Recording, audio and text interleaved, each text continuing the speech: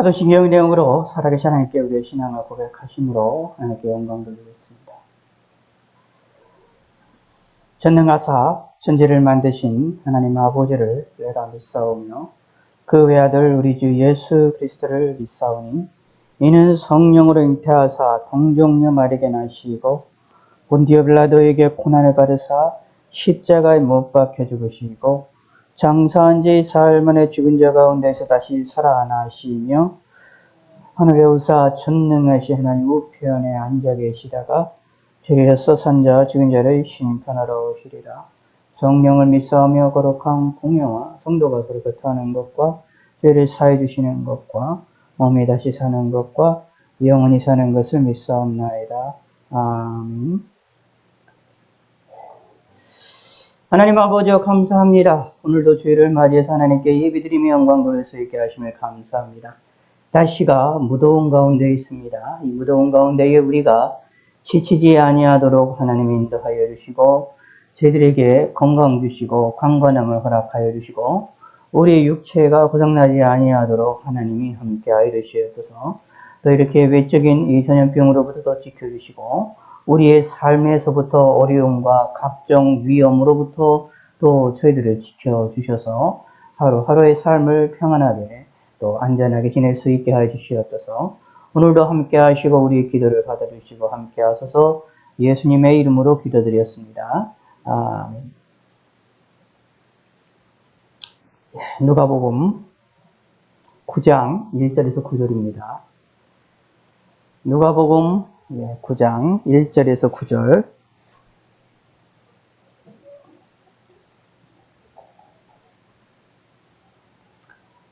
누가복음 9장 1절입니다. 예수께서 12제자를 불러 모으사 모든 귀신을 제어하며 병을 고치는 능력과 권위를 주시고 하나님의 나라를 전파하며 앓는 자를 고치게 하시고 내보내시며 이르시되 여행을 위하여 아무것도 가지지 말라. 지팡이나 배낭이나 양식이나 돈이나 두 버릇을 가지지 말며 어느 집에 들어가든지 거기서 머물다가 거기서 떠나라. 누구든지 너희를 영접하지 아니하거든 그 성에서 떠날 때에 너희 발에서 먼지를 떨어 버려 그들에게 증거를 삼으라 하시니 제자들이 나가 각 마을에 두루 다니며 곳곳에 복음을 전하며 병을 고치더라.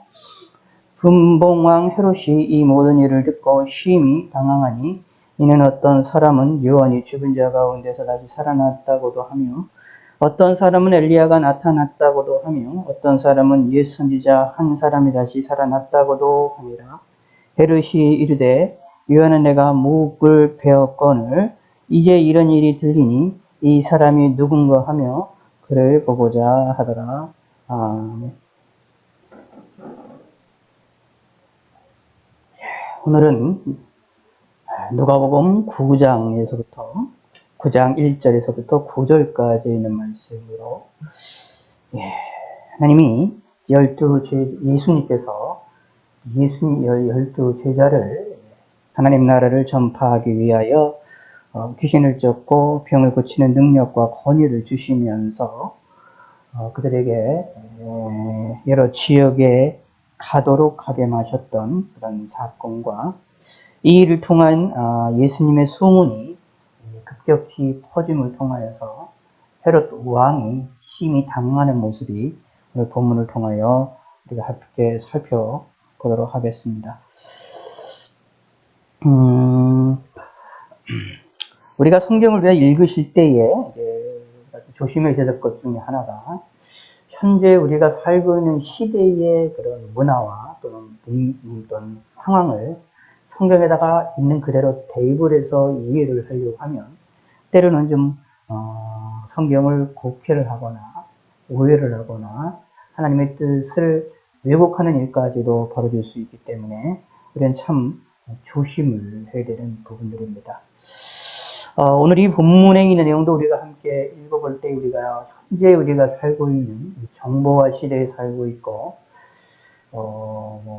일본에서 지금 올림픽을 하고 있는데 올림픽에 대한 소식들도 실시간으로 우리가 살펴볼 수 있고 미국이나 먼 유럽에서 일어나는 여러 가지 코로나 사태와 전염병 사태들의 소식들을 또는 심지어 여러 가지 사태들을 신문이나 이런 것들을 통해서 우리가 실시간으로 또는 때로는 시간이 지나서 알아볼 수 있는 그런 시간이 되어져서 어떤 유명한 사건과 큰 사건이 일어나면 그 사건이 전 세계적으로 쉽게 정보가 전달이 되는 시대로 우리가 살고 있습니다. 그러나 예수님 당시에는 이렇게 정보가 쉽게 전달이 되는 시절이 아닙니다. 이때 정보가 전달이 될 수 있는 유일한 시스템 몇 가지 길들이 있는데 우리가 보통 책을 통해서 하는데 책이 이때도 다 인쇄가 아니라 손으로 베끼는 것이었기 때문에 많은 이들에게 전달이 되기가 힘들고 편지를 통해서도 전달이 된다고 한다고 할 때도 그 또한도 많은 전달이 되기가 힘듭니다. 가장 좋은 방법은 뭐냐면 사람과 사람을 통하여서 소문을 통하여서 전달이 되는데 사람과 사람을 만나기 위해는 많은 시간들이 걸리고 또 그것에 의하여 많은 전달이 되어질 때에 왜곡이 되어지는 일들이 벌어지게 되는 것을 볼 수 있습니다. 오늘 이 본문도 7절에서 보면 예수님에 대한 소문들이 나는데 헤롯 왕이 들릴 때에 다양한 왜곡되어지는 소문들이 벌어지게 됩니다. 어떤 사람은 요한이 죽은 자 가운데서 살아났다고도 하고 어떤 사람은 엘리야가 나타났다고 하고 어떤 사람은 예수 선지자 하나가 다시 살아났다고도 합니다. 이런 식의 다른 선지자들이나 아니면 엘리야나 아니면 죽은 요한이 살아났다라고 하는 이런 거짓된 이야기들이 헤롯왕에 들릴 정도로 이런 소문들이 많이 나타났다라는 것을 알 수 있는데 이것은 오늘날의 정보화 시대에도 이런 거짓된 소문들이 퍼지는 것이 있지만 예전에는 더욱더 이런 거짓되고 잘못된 소문들이 전파가 되는 것이 쉬운 시절이었다라고 보시면 됩니다. 그런 시절 가운데 예수님께서 복음을 전파하실 때에 본인이 직접 움직이면서 복음을 전하시는 것도 있었지만 오늘 본문에 보니까 12 제자들을 선택하시고 또는 다른 복음이면 70인을 선택하셔서 그들에게 복음을 전하도록 하나님 나라의 일을 전파하도록 그리고 그 일을 증명하기 위하여 드러내기 위하여 귀신을 쫓고 병을 고치는 능력과 권세를 주시면서 그들에게 하나님 나라에 대한 이야기들과 예수님에 대한 이야기들을 전하도록 하게 하시는 사건이 나옵니다. 오늘 이 본문도 그 내용이 간단하게 설명을 하고 있는 내용입니다. 그런데 이 본문을 또 우리가 이해를 하실 때에 이 당시에 독특한 그런 특징들, 이 당시만 요 사건으로만 적용이 될 수 있는 부분들도 우리가 있음도 기억을 해볼 필요가 있습니다. 사실 이 내용 속의 내용을 가만히 보시면 우리는 지금 잘 이해가 안 되는 문화이지만 이 당시에 유대인들 가운데 이런 문화가 있었던 걸로 보입니다. 무슨 문화냐 하면 전도자들이나 또는 많은 사람들이나 제사장들이나 많은 사람들이 선지자들의 그런 통화의 문화들이 있었는데 그런 것들이 어떤 지역들을 찾아가고 또는 마을을 찾아가면 그것을 받아들이고 영접을 하고 그리고 그것을 어떻게 잠자리를 제공하는 일들이 있었다라는 것을 볼 수 있습니다. 그런 문화들은 사무엘서에도 보면 사람들이 사무엘을 영접을 하고 마을 사람들이 사무엘이 온 곳에서 기뻐하고 즐거워하는 모습들을 우리가 찾아볼 수 있고 이 외에도 엘리야 시대나 다른 시대마다 이런 문화들이 계속해서 있었던 것으로 보여지게 됩니다. 그래서 실질적으로 유대인들의 문화 가운데에서 이런 움직이는 순례 전도자들이나 선지자들을 대접하고 그다음에 그들의 순례하는 가르치는 랍비들이나 이런 사람들을 대접하는 그런 문화들이 있었던 걸로 보입니다. 그렇기 때문에 예수님께서 이들에게 나아가게 하셨을 때에 이렇게 마음껏 예수님께서 그들을 갈 수 있도록 하게 하시는 사건이 벌어지게 되어집니다. 그러면서 좀 내용들이 나옵니다. 여기에 우리가 어디서 지팡이나 배낭이나 양식이나 돈이나 두부롯을 가지지 말고 거의 그냥 아무것도 가지지 말고 여행을 하라. 전도 여행을 하라라고 이야기하는 명령이 나옵니다. 그래서 어떤 사람들은 우리나라 현대에도 전도할 때는 이렇게 아무것도 갖지 않고 전도를 해야 된다, 이렇게 주장하시는 분들이 없지 않아 있지만, 오늘 이 본문을 그런 식으로다가 우리들에게 동일하게 모든 시대에 적용을 할 수가 없는 부분들이 있습니다. 이런 내용은 여행을 위하여 아무것도 가지지 말라.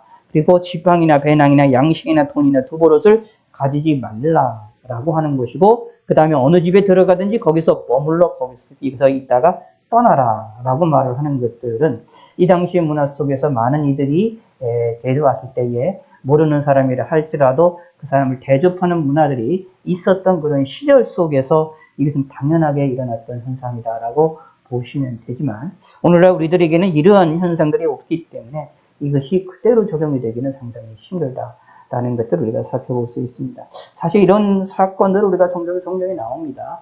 예를 들어서 예수님께 구약성에 보면 이 여호수아를 통하여서 요단강을 건너게 될 때에 법궤를 들고 그것을 건너라라고 말씀을 하시죠.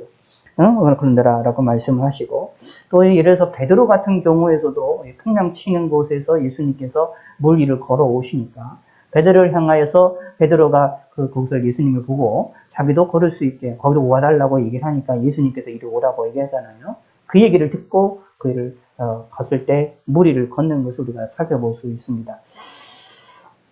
여기에서 예수님께서 베드로에게 오라고 말씀하셨던 것이라든가, 이 여호수아에게 이 요단강을 건널 때 법궤를 들고 건너라고 했던 것, 이런 식의 이제 모습은 참 독특하고 아주 특이한 현상이고, 그 상황에서만 베드로에게나 그 여호수아에게 그 상황에게만 개별적으로 적용되는 말씀이다 라는 것을 우리는 아셔야 된다라는 얘기입니다. 그런 말씀들을 나에게 그냥 그대로 적용을 해가지고 나도 이 말씀을 믿고 나도 물 위를 걸을 수 있다, 또는 물을 가를 수 있다 라고 해서 나는 강을 물이 막 철철 넘치는데 강을 건너려고 하거나 물 위를 걸으려고 한다, 이런 식의 방식들은 우리가 상당히 잘못되었다라는 것을 우리는 성경에서 이해를 우리는 잘 보실 필요가 있습니다. 그럼에도 불구하고 그 속에 담겨져 있는 의미들은 이 여호수아를 통해서 했던 사건, 베드로에게 나왔던 사건, 이 속에서 담겨져 있는 의미들은 우리들에게 여전히 우리들에게도 영향을 끼치고 있습니다. 이렇게 개별적으로 이렇게 구체적인 사건으로 우리에게 동일하게 모든 이들에게 적용시킬 수 없지만 그 내용 속에 담겨져 있는 일들은 우리들에게 그대로 적용이 된다라는 얘기입니다. 오늘 이 본문도 마찬가지입니다. 여기에 하나님 여기 9절을 읽어보시기 바랍니다. 예수께서 12 제자를 불러 모으사 모든 귀신을 제어하며 병을 고치는 능력과 권세를 주시고 하나님 나라를 전파하며 앓는 자를 고치게 하려고 내어보내십니다 라고 말하고 있습니다. 그래서 이 일을 통하여서 예수님에 대한 소문이 급격히 퍼졌다. 많은 이들에게 퍼지기 시작했다라는 얘기입니다. 예수님 혼자 움직이시는 것이 아니라 12 제자들이 여러 지역에 돌아다님을 통하여서 소문들이 더 빨리 퍼지고 예수님에 대한 얘기들이 더 빨리 이야기가 전달이 되어지므로, 물론 중간에 왜곡이 되어지고 잘못되어지는 그러한 소식들이 전달이 있음에도 불구하고 예수님에 대한 소식이 빠르게 전파되고 그런 일이 전파되어지는 이런 모습을 볼 수 있습니다. 그런 것을 위하여 이렇게 12 제자를 보내셨다라는 것들을 우리에게 알려줄 수가 있는 얘기죠. 그러면서 말합니다. 여행을 위하여 아무것도 가지지 말라. 지팡이나 배낭이나 양식이나 돈이나 두보롯을 가지지 말며 어느 집에 들어가든지 거기서 머물러다가 거기서 떠나라 라고 말을 하고 있는 이 내용은 우리가 직접적으로 우리에게 적용시킬 수 없지만 이 내용 속에 담겨있는 의미들은 우리에게 대단히 중요한 의미를 가지고 있습니다. 제자들에게 여행을 위하여 아무것도 가지지 말고 지팡이나 배낭이나 양식이나 돈이나 두보롯도 가지지 말라. 지팡이도 갖지 말고 배낭도 갖지 말고 양식이나 돈이나 이런 것도 가지지 말고 움직이라 라고 하는 말들을 통하여서 무엇을 예수님께서 이들에게 알게 하시기 위한 것이었느냐 하면 예수님의 능력을, 예수님이 하나님 나라를 전파하기 위하여 예수님이 주셨던 그 능력과 권위를 깨닫도록 하기 위한 하나님의 섭리였다라고 보시면 됩니다. 무슨 뜻이냐 하면 자신의 능력과 자신의 지위와 자신이 가지고 있는 것들을 의지하게 하는 것이 아니라 하나님을 의지하도록 하기 위한 하나님의 섭리다. 예수님의 의도였다라고 보시면 됩니다. 이런 의도들은 저와 여러분들에게도 동일하게 적용이 됩니다. 우리에게 직접 우리가 여행을 할 때나 아무것도 가지지 말고 지팡이나 배낭이나 양식이나 돈이나 두보롯을 가지지 않고 움직이려느냐? 그렇지는 않습니다. 또 이래서 그렇기 때문에 사실 이제 오늘날에 여러 가지 교회들에서 선교사를 보내거나 사람들을 보낼 때에 이렇게 아무것도 주어지지 않고 가라라고 하는 것은 사실 있을 수가 없습니다. 또 그렇게 해서도 안 되고요. 시대가 완전히 달라졌기 때문에 많은 오히려 지원을 해주고 많은 것들을 짊어지고 많은 것들을 대비해서 움직이도록 하게 하는 것이 오늘날에는 그것이 더 어느 정도 더 유익한 면이 분명히 있습니다. 그럼에도 불구하고 우리는 기억해야 될 것을 여기에 예수님께서 이렇게 아무것도 가지지 말라는 것을 통하여서 제자들에게 깨우치고자 하셨던 예수님의 의도는 우리는 깊이 생각을 해야 됩니다. 하나님을 의지하는 것이 필요하다라는 얘기입니다. 우리의 삶에 있어서 우리의 인생에 있어서 하나님을 의지하셔야 되고 하나님을 바라보는 것이 대단히 중요합니다. 우리의 먹을 것들, 우리가 입고 움직이고 기대고 모두고 우리의 삶에 필요한 모든 것들은 누가 제공해 주시느냐? 하나님이 제공해 주신다라는 것을 알아야 되고 믿어야 되고 그거를 의지하며 살아나가야 된다라는 것이 이 본문을 통해서 우리가 다시 한번 깨달을 수 있게 되어집니다. 그러므로 우리의 삶에 있어서 모든 것을 제공해 주시는 하나님을 우리가 바라볼 줄 알고 그리고 그분을 의지하는 지혜로운 자가 성도들이 되시기를 바라겠습니다. 또한 그런데 여기 말합니다. 누구든지 너희를 영접하지 아니하거든 그 성에서 떠날 때 너희 발에서 먼지를 떨어 버려 그들에게 증거를 선물하시니라고 말합니다. 여기 스님께서 여기 보면 얘들이 이 영접하지 아니하거든 이라고 말하고 있는데 여기서 영접하지 아니할 사람들도 있다라는 것을 예수님이 알고 그것들을 깨우치는 것을 모습들을 봅니다. 이런 문화들 속에서 이 당시의 문화들 속에서 예수님의 제자를 받아들이는 사람도 있겠지만 예수님에 대하여서 이야기를 듣지 않으려고 하고 예수님을 전달하는 하나님 나라에 대한 이야기와 그리고 귀신을 제어하고 병을 고치는 이 제자들의 능력이 나타나는 것을 보면서도 불구하고 그것을 예수님이 영접하지 않으려는 사람들이 분명히 있을 것이다 라는 것을 예수님께서 말씀하십니다. 그런데 예수님이 그들이 영접하지 아니하면 그 성을 떠날 때 너희 발에 먼지를 떨어버려 그들에게 증거가 되게 하라 라고 말을 하고 있거든요. 요 발을 떨어가지고 먼지를 털어서 그들에게 증거를 선물하 라고 얘기는 요거는 아마 이 당시의 문화라고 보시면 됩니다. 이렇게 하나님을 통한 이 행동을 통해서 네가 지금 나를 영접하지 않은 행동은 내 잘못이 아니라 네 잘못이다 라는 것을 드러내고 알도록 하기 위한 너의 책임이라는 것을 드러내고 알도록 하기 위한 행동이라고 보시면 됩니다. 이 당시의 문화로서 이런 행동들을 하라라는 얘기입니다. 그래서 이 문화들을 하는 걸 통하여서 하나님 나라를 복음을 전하는 제자들을 받아들이지 아니하는 사람들의 죄악을 확실하게 드러내라 라는 것을 이야기를 하는 겁니다. 이것은 우리들에게도 시사하는 바가 상당히 큽니다. 무엇이냐 하면 우리들도 이런 식으로다가 발에서 먼지를 떨어버리는 행동도 우리는 실제 이런 문화들이 없기 때문에 이렇게 하지는 못하지요. 그렇지만 무엇이 있느냐 하면 이렇게 행동을 하지는 우리가 못한다 할지라도 영접하지 아니하는 자들의 잘못을 인식을 시켜주는 것은 우리는 필요하다라는 이야기입니다.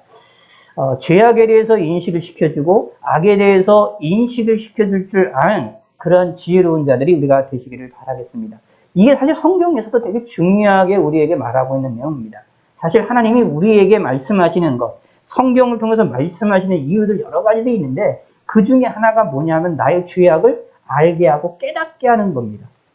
그리고 하나님이 우리에게 주신 은혜가 얼마나 큰지도 알게 하는 거고 동시에 나의 죄악을 깨닫게 하는 것이 대단히 중요한 겁니다. 그래서 우리의 죄악이 깨달아야 무엇인지 알아야 하나님을 찾을 수가 있게 됩니다. 하나님을 의지할 수 있게 되고 예수님을 믿을 수 있게 되어집니다.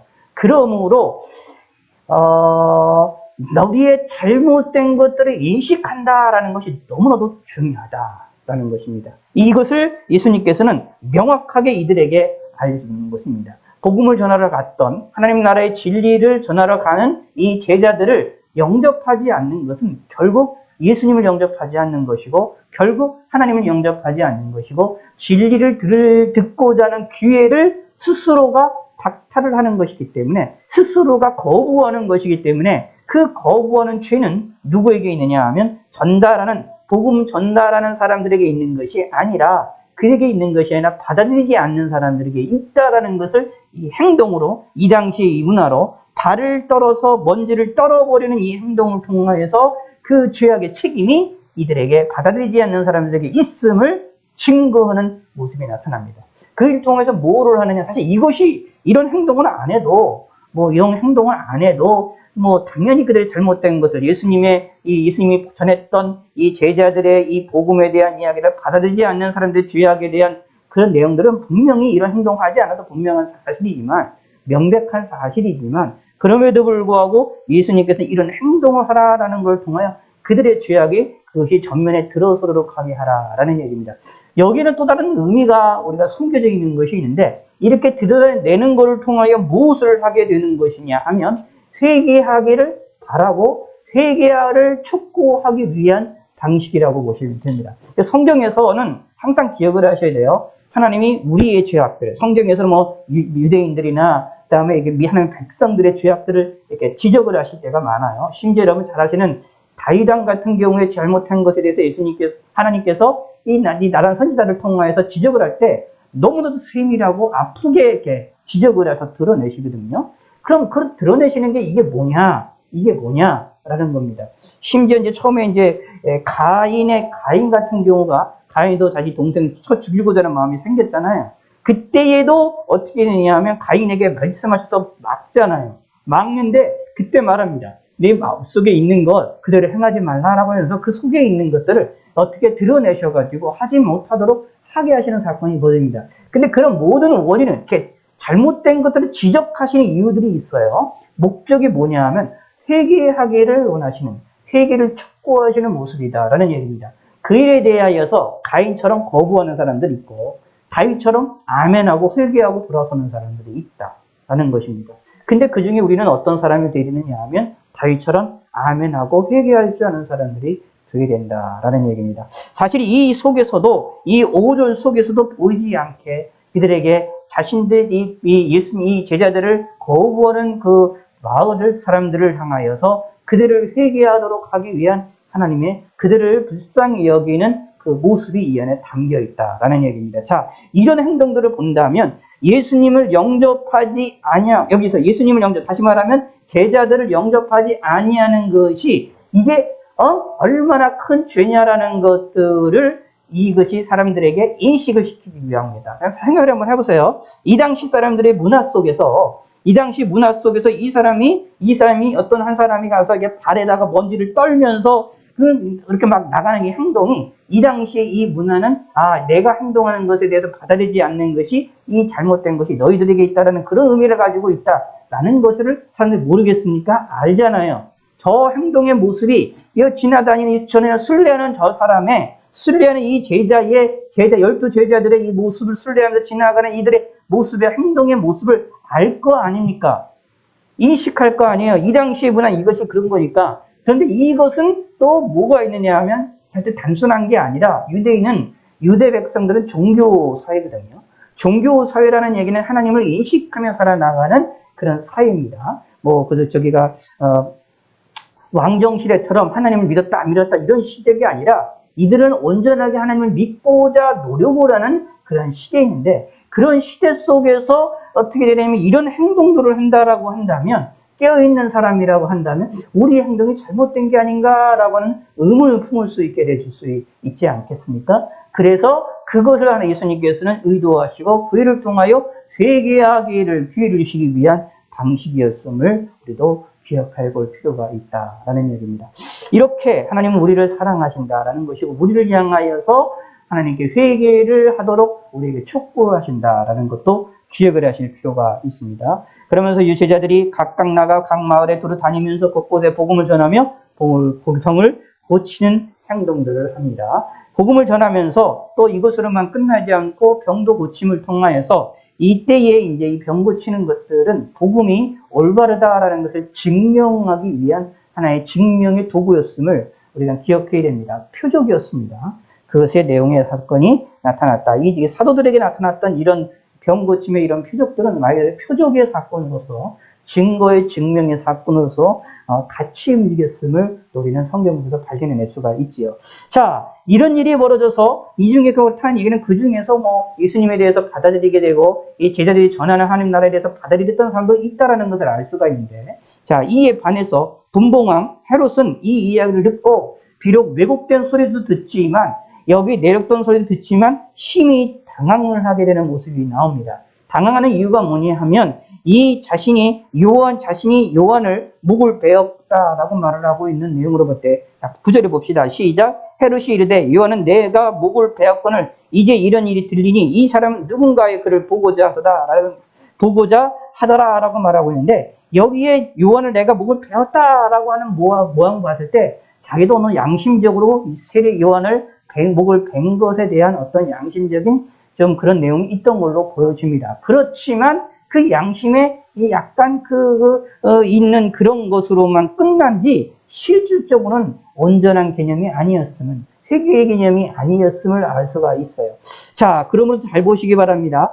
그를 보고자, 예수님을 보고자 합니다. 자, 근데 이 여태의 헤롯 왕의 예수님을 보고자 하는 의도가 어떤 의도였느냐? 나중에 복음서 뒤를 보고, 복음서 이게 누가복음 뒤를 보거나 복음서 전체를 볼 때에 헤롯 왕이 예수님을 믿고자 하는 의도에 의해서 예수님을 보고자 했던 것이 아닙니다.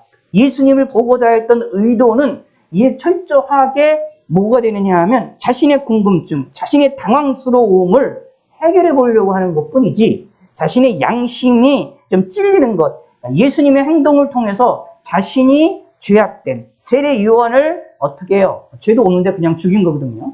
죄도 없이 죽인 이 죄악에 대하여 자꾸 생각이 나니까 이 부분에 대하여서 예수님의 소리를 들리면서, 예수님의 소식을 들리면서 세례 요한을 자기가 죽인 잘못에 대해서 자꾸 기억이 나니까 이 일을 어떻게 무마해보고자 하는 그런 의도로 예수님을 찾았다라는 얘기입니다.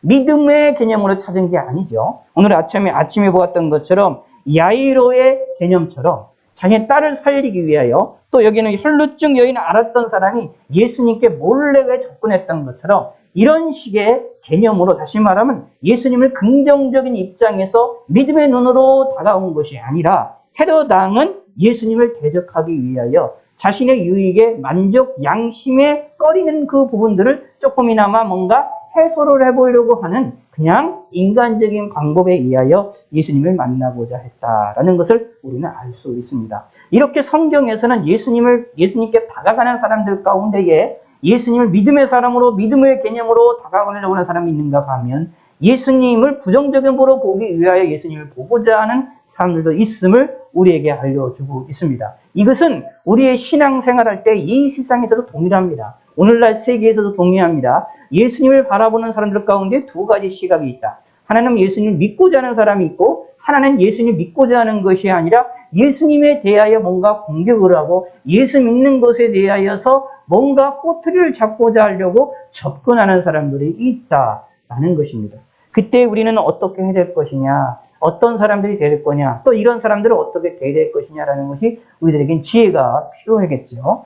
물론 하나님의 은혜로 이렇게 악한 의도로 예수님께 접근하는 자도 하나님이 은혜로 그들을 변화시켜서 하나님 예수님을 믿고 예수님을 구세주로 영접하게 만드는 사건도 분명히 있지만, 때로는 그렇지를 않고 이 일을 통해 예수님을 끝까지 대적하는 무리들도 있음도 우리가 기억해 볼 필요가 있게 되어집니다. 이렇게 성경에서는 이렇게 한쪽에서는, 이거는 본문도 그렇죠. 9절에서는 이 9장 1절서부터 6절까지는 제자를 통하여 하나님 나라의 복음을 전하게 되어지고, 그 일을 통해 많은 동네에 가서 복음이 전파가 되고 병을 고치는 사건이 벌어서 이렇게 긍정적인 역사가 일어나는 것과 반면, 동시에 이 헤롯 왕처럼 예수님에 대하여서 긍정적으로 바라보는 것이 아니라 부정적으로 바라보는 시각도 같이 존재했더라라는 것을 우리가 성경을 통해서 우리가 발견해낼 수가 있습니다. 자, 이 부분 중에서 이제 한 가지만 더 말씀을 드리고 이제 마칠 텐데, 자, 생각해 보시기 바랍니다. 5절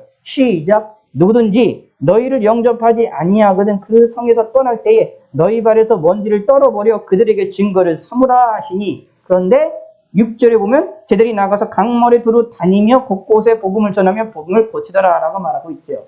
근데 여기에서 기록해서 이 제자들을 거부하는 마을이 있을 것이 또 이야기를 하지만, 거부하는 마을에 대해 성경이 기록을 하지를 않고, 오히려 6절에는 오히려 거부하지 않고 받아들인 것만 결론적으로 이야기를 합니다.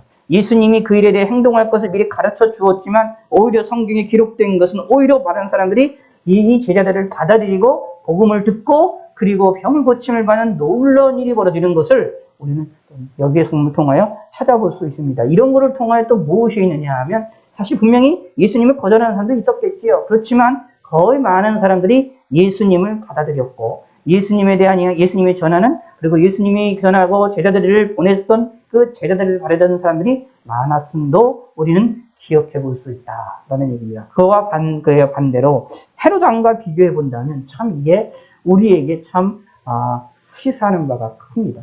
그러므로 우리는 어떤 사람이 되어야 되느냐라는 것이죠. 항상 성경에는 그게 두 가지가 나옵니다. 예수님이 십자가의 사건 속에서 한평강도와 또 한평강도.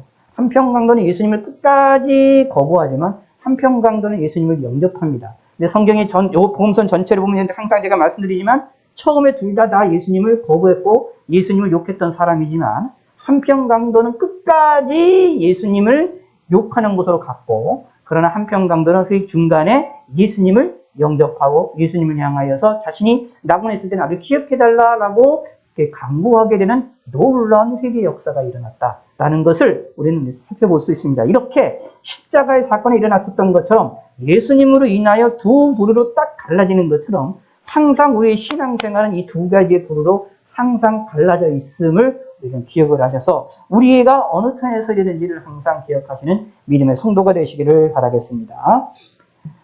하나님 아버지와 감사합니다. 하나님께 나와서 예배드리며 귀한 예물 드릴 수 있게 하심을 감사합니다. 이번 한 주간도 하나님의 은혜 가운데에 지내게 하시고 저희들에게 물질을 쓰는 능력을 주심을 감사드리었고 하나님께 영광과 찬양을 돌려드립니다. 우리의 마음을 담은 이 예물이 하늘의 귀한 상급으로 쌓이게 하심 되어짐을 믿사옵니다. 이번 한 주간도 하나님 은혜로 강건하고 건강하게 잘 지내게 하시고 무사히 잘 지내게 하시고 타거리 먼 거리에 이동하는 성도들에게도 함께 하시고 무사히 잘 다녀올 수 있도록 하나님 함께 하시고 우리의 삶의 은혜를 베풀어 주시고 우리의 삶에 하나님이 도우심이 함께 하게 하여 주시옵소서. 하나님 아버지여 감사드리옵니다. 주님께서 붙들어 주시고 우리에게 믿음을 더하여 주시고 예수님을 선택하며 예수님을 의지하며 예수님을 바라보는 믿음의 성도를 될 수 있게 도와주시옵소서. 이제는 우리 주 예수 그리스도의 은혜와 성부 하나님의 한량없는 사랑과 성령 하나님의 감화 감동 역사 교통 내주하심의 역사가 이 자리에 있는 모든 성도들 머리머리 위에 그리고 온라인으로 함께하는 성도들 그리고 온 세상 만방에 있는 주님의 몸된 교회들 위에 지금 이제로부터 영원토록 함께 있을지어다. 아멘.